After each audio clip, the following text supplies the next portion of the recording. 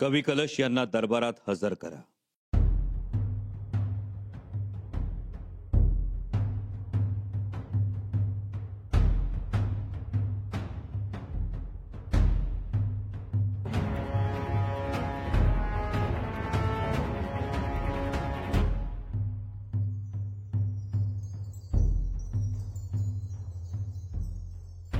कविराज, तुम्ही आरोपी म्हणून आमच्या समोर याल असं वाटलं नव्हतं कधी.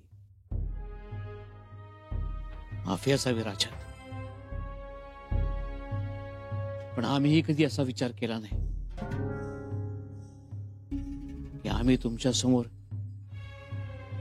आरोपी म्हणून येऊ.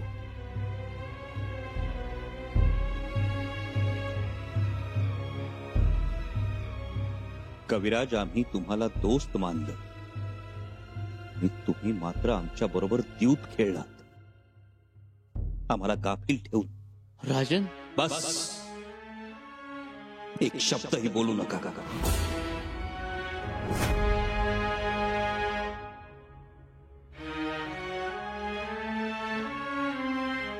निवाडा सुरू करा. राजे,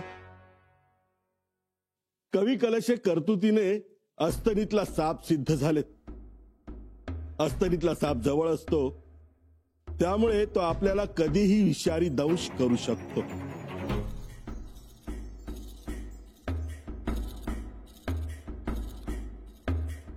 पण कविराज असं करणाऱ्यातले वाटत नाही.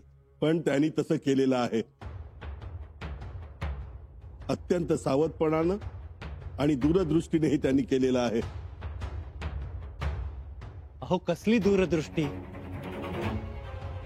आणि ते कशाला घालतील विष राजांना? का घालतील हा विषय नंतरचा, पण विष घातलं ही सत्यता. राजन, राजे, राजन असं आता कळवळण्याचं नाटक करू नका, कारण राजांना पाजर फुटणार नाही. अहो अनाजी पंत, काय बोलताय?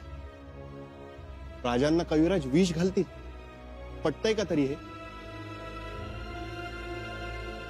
उगाच चोराला सोडून संन्याशाला फाशी देऊ नका. बाळाजी पंत, अहो, स्वार्थ जरी म्हणाल तरी विष घालायच्या थरापर्यंत कविराज जाणार नाहीत. तेच म्हणतोय मी.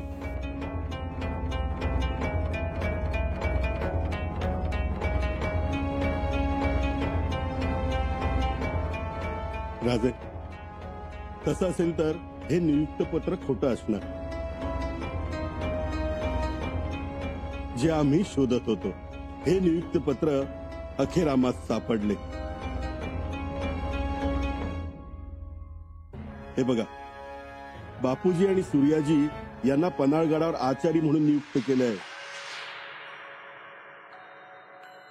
हे कविराजांचं पत्र आहे आणि खाली लिहिलंय छंदोगामात्य.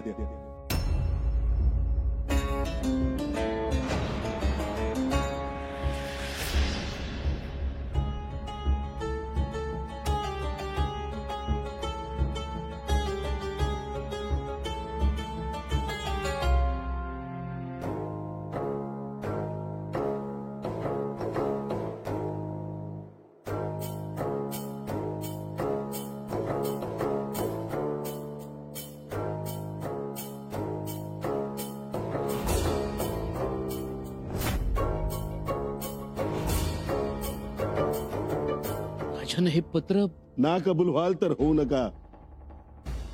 हे पत्र तुमचंच आहे आणि या पत्राला अत्तराचा वास येतो आहे.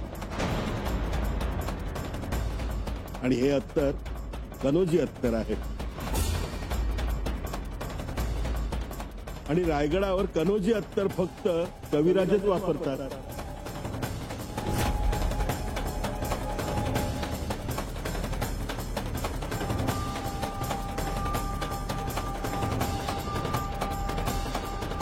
राजे, कविराज बापूजी आणि सूर्याजींच्या नियुक्त्या करून थांबले नाहीत, तर त्यांचं पन्हाळ्यावर येणं जाणं सुरू झालं. कुठे डोंगरात, गुहेत तपश्चर्यासाठी जात आहोत असं सांगून एक एक दोन दोन दिवस गायब होत होते. त्याच्या मागचं कारण हेच होतं, मारेकऱ्यांच्या संपर्कात राहायचं. परंतु प्रत्यक्षात तपसाधनेचं कारण सांगून कवी कलश मारेकऱ्यांच्या संपर्कात राहिले. कविराज अहो काहीतरी बोला, किमान नाही म्हणा. तोंड आहे का? हा? सापडल्यावर काय बोलणार आहेत? अहो कविराज तुम्ही गप्प का? आता गप्प राहणंच भल्याच आहे. कारण बाळराजे आमच्या समोर तलवार घेऊन उभे राहिले, आम्हाला जाब विचारू लागले. त्यामुळे आम्ही काय बोलू? याचा अर्थ अनाजी पंत जे आरोप करतायत ते तुम्हाला मान्य आहेत?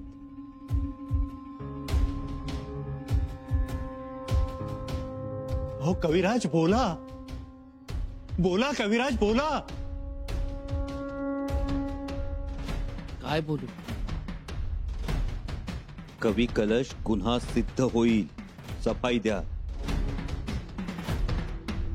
राजे, कवी कलशाने तुम्हाला विष दिलं हे तुमच्या रक्षकांच्या नजरेतून सुटलं.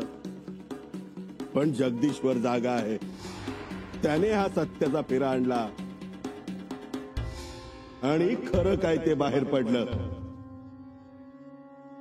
बाहेर पडलं? आणि केवढा हा राजद्रोह! राजेनं विष देणं ही काही साधी घटना नाहीये. राज, हा मोठा राजद्रोह आहे. याला मोठ्यातली मोठी शिक्षा द्यावी. बोला कविराज, तुम्हाला आरोप मान्य आहे? बोल रे कलुषा, सांग पटापटा.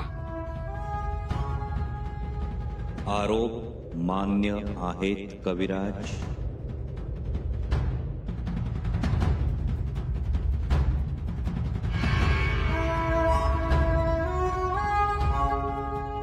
राजन आरोप मान्य आहे.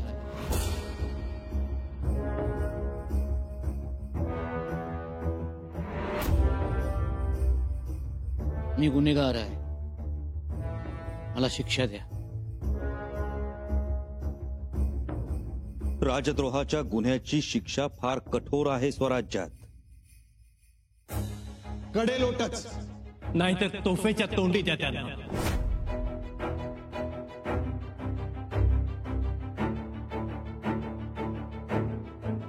आमची तयारी आहे.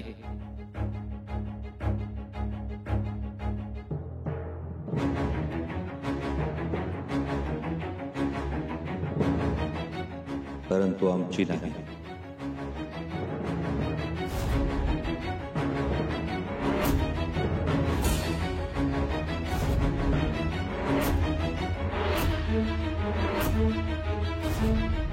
राजन, कविराज, खरंच आम्हाला ही अपेक्षा नव्हती की तुमच्या आमच्या मैत्रीला हे असं स्वार्थाचं गालबोट लावाल. आम्ही कधीच विचार केला नाही की तुम्ही आमचा विश्वासघात कराल. हे नाही शोभलं कविराज तुम्हाला? का असे वागला? आणि आमचा घातपात करून काय मिळणार काय होतं तुम्हाला? खरं तर कितीतरी गोष्टी तुम्हाला न मागताच दिल्या आम्ही, तरी सुद्धा आमच्याशी शत्रुभावनेनं वागला. कविराज, अजूनही आमचा विश्वास बसत नाही की एक कवी खुनी असू शकतो. राजे, याला याची जागा दाखवा. द्या फाशी यांना. तीच बरी राहील. पण खरं तर कविराजांनी सफाई दिली पाहिजे. आम्हाला कोणतीही सफाई द्यायची नाही. आम्हाला सगळे आरोप मान्य आहे. सिंहों के नहीं ले हंडे, रत्नों की नहीं बोरियां, हंसों की नहीं पातियां, साधु न चले जमा, वैसे ही शंपुराज, एक ही अनेक नहीं. हे असं लिहिणारा आमचा मित्र, ज्या कवीच्या शब्दांना साक्षात मलयगिरीच्या चंदनाचा सुगंध येत होता, त्याच्याच पत्रातील अक्षरांना रक्ताचा वास यावा, अकल्पनीय, केवळ अकल्पनीय. परंतु अनाजीपंत, आपलं कौतुक करावं तेवढं थोडं आहे.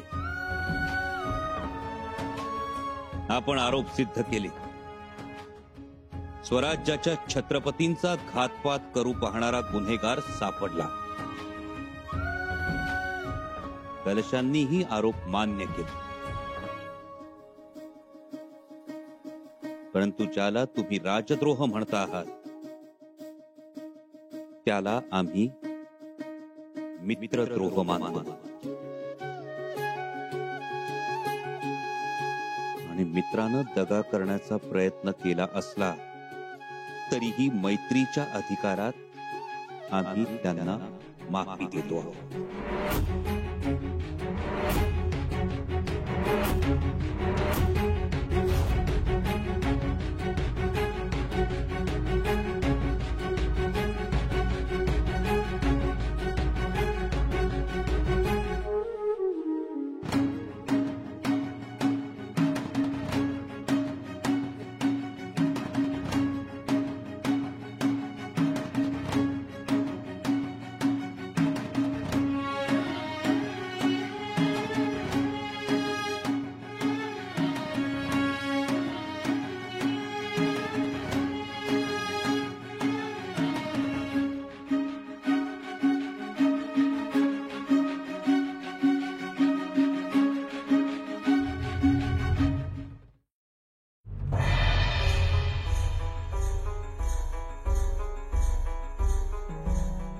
थांबा कविराज.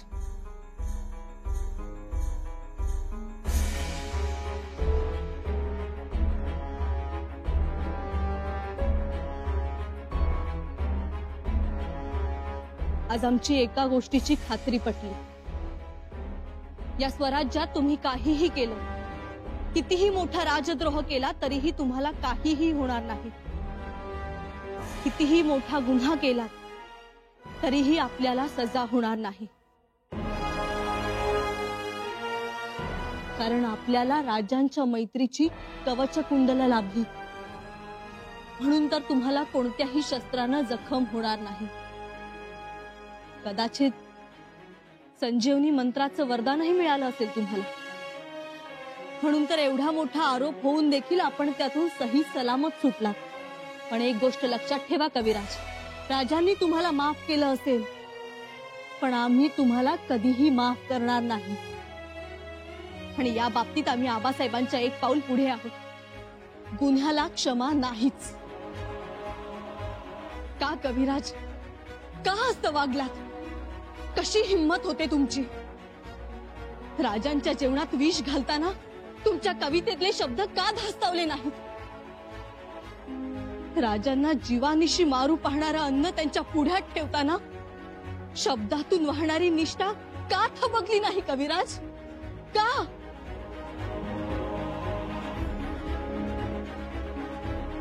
या हेतूपोटी तुम्ही राजांच्या जवळ गेलात? मारायचं होतं राजांना तुम्हाला,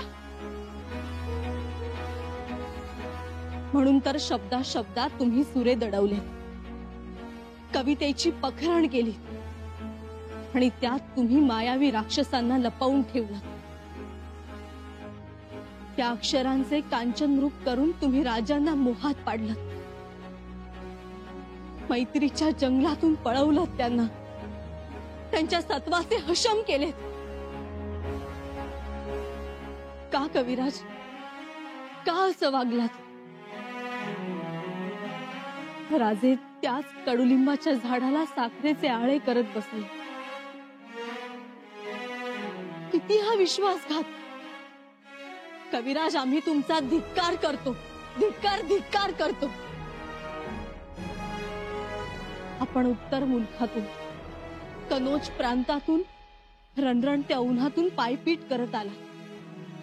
स्वराज्याच्या युवराजांना बघण्यासाठी पायाला फोड आले तरी देखील थांबला नाही, तहान लागली तरी माघारी फिरला नाही.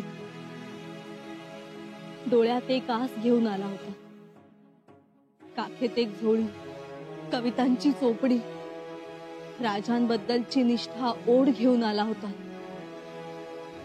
राजांना भेटण्याच्या छंदानं आज तुम्ही छंदोगामात्य झाला, उघड्यावर बसत उठत आलात.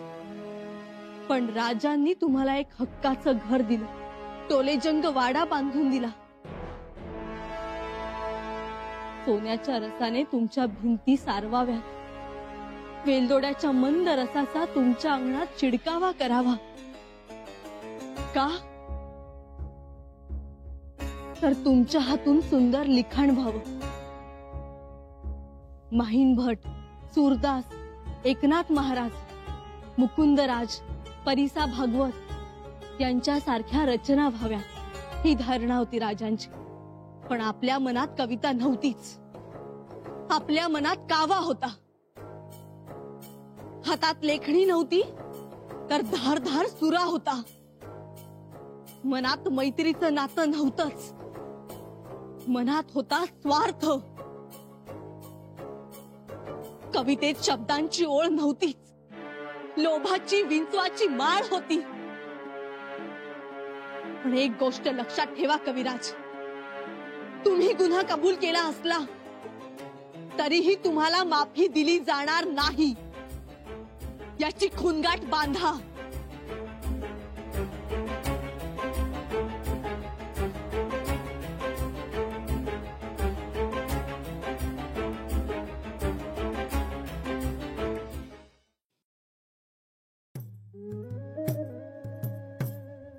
असं कसं झालं असं? का शंभूराजांनी नांगी टाकली त्या कलुषासमोर? मला तर अजून खरं वाटत नाहीये. खरं खोट्याचा सवाल नाही, पण डाव फसला आपला. हो, फसलाच म्हणायचा. वाटलं होतं आत्ता शंभूराजे उसळी मारत्याल, मग त्याची संतापील, भर दरबारात ते कडाडत्याल. पण कुठलं काय, मंतर मारलेल्या वर्तुळात नाग जसा गपगार पडलेला असतो का नाही, तसं शंभूराजे दिसत होतं. त्या कलुषानेच मंत्र मारला असणार, दुसरं काय? असंच असेल. आता नाही, पूर्वीच मारलाय. तरीच पण मी म्हणतो, इतरांनी आरा जरी म्हटलं तरी यांच्या तळपायाची आग मस्तकाला जाते. आपण त्यांना अटक करायला गेलो होतो तर आपल्यालाच काळ कोठडीत दामलं. पण या कलुषानं अन्नात विष कालवलं, हे आपण सिद्ध केलं. तरी मात्र त्याला मुभा, माफी. कलुषाला मारायची मुभाच दिल्या जणू शंभूराजांनी. म्हणजे आपण एवढी जमवाजमव केली, नियुक्त्यांची पत्र सादर केली, त्या बापूजी सूर्याजी बरोबरचे त्या कलुषाचे संबंध उघड केले, पण त्याच्याकडे राजांनी साधं बघितलं सुद्धा नाही. तेच त्या जागी आपण असतो तर कोळसा, हा? तर आत्ता पतूर या हिरोजीचा कोळसा झाला असता. पर एक एवढं होऊन बी डाव फसला. फसलाच. डाव फसला, पण विषप्रयोगाचा तपास तरी थांबला. अन्नात विष कोणी कालवलं, या रागाने त्याने जो फणा बाहेर काढला असता तो तात्पुरता मिटला. मिटला म्हणजे तपास थांबलाच म्हणायचा. मोकळे झालो आपण. पुन्हा अत्तर लावून फिरायला. म्हणजे तुम्हाला अत्तर आणि कलुषाला पत्थर. द्या बोळा. बोळा? हा, नाही, बोळा नाही, थोडस लावतो. अहो लावा की अजून. अहो घमघमाट सुटू द्या की.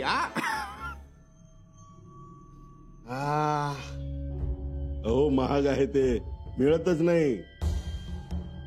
क्वचितच व्यापारी येतो, आणि जो आला तरी सुद्धा त्याच्याकडे कस्तुरी अत्तर असेलच असं नाही. म्हणून महत्वाच्या वेळी लावायचा असतो तो. ही पण एक गंमतच आहे खरं तर. म्हणजे तो कलुष आहे अत्तराच्या गावचा, पण त्याला आवड नाही, आवड यांना. मी सगळ्याच गोष्टी आवडीने करत असतो आणि करत राहणार.